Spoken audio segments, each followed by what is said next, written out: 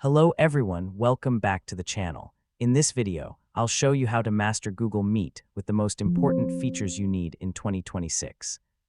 Even if your camera or microphone is not available, you can still use Google Meet and understand all the basic settings. First, open Google Meet and start a new meeting. Click New Meeting, choose Start an Instant Meeting, and then click Join Now.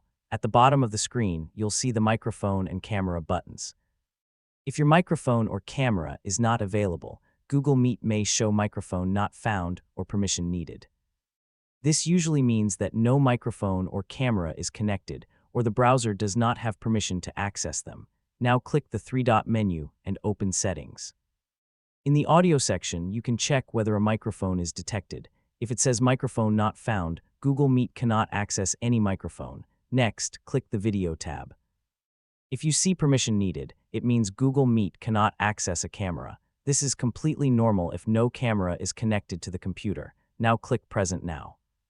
Here you can choose your entire screen, a window, or a Chrome tab to share your screen during a meeting. After checking all the settings, simply close the settings window and continue using Google Meet. These are the basic features and settings that every Google Meet user should know. Thanks for watching, and don't forget to like, subscribe, and see you in the next video.